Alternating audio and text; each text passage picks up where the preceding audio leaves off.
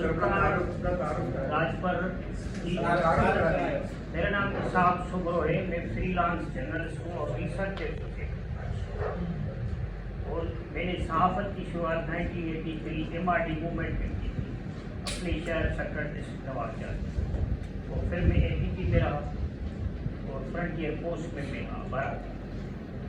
जुल्फ़िकार जैसे साई ने कहा कि एक पॉलिटिकल कमिटेड वर्क कर रहे हैं, और मेरा ख्याल है कि काफ़ी दोस्त ऐसे हैं कि जो पॉलिटिकल भी एक्टिव रहे और फिर सहाफत में आए।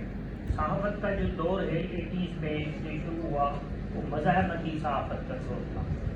90s के बाद जो सिंधी सहाफत शुरू हुई कंप्यूटर पे, फिर वो कई लोग ऐसे थे जो या सहाफत में गए या NGO में गए, इस किस्म की चीज़ों में गए। बहरहाल वो अलग बहस है।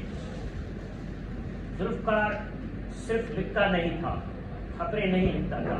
जुल्फ़िकार ने इन्वायरमेंट पे बुक की थी।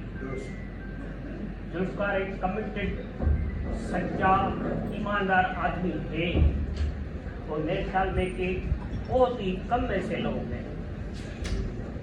मुझे अफसोस होता है क्योंकि मुझे भी कोई 40 साल से ज़्यादा सहाफत में होके आए। मैंने GM सर से लेकर मेहनती तक सबसे इंटरव्यू किए, सारी चीज़ें की हैं। हमारे दौर की ये सहाफत नहीं थी।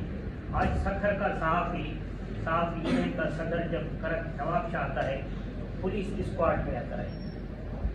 एक लेडी एंकर जब अपने गांव में जाती है तो जितने दिन अपने गांव में रहती है उसको पुलिस स्क्वाड मिलता है।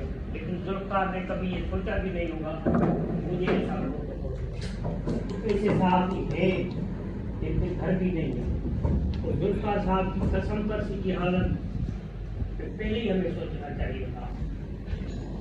उसका सही इलाज नहीं हुआ है, मैं ये दुख से कह रहा हूँ, उसके हम सब जिम्मेदार हैं। लेकिन फिर भी देर हुई, कुछ भी हुआ, जो हो सके प्रेस क्लब कराची आया, हम सब ऐसा करें। और मैं आखिरी ये बात कहूँगा कि जुल्फ़िकार सियासी वर्कर भी रहे, सहाफ़ी भी रहे, अपनी याददाश्तें लिखें और सच सच लिखें।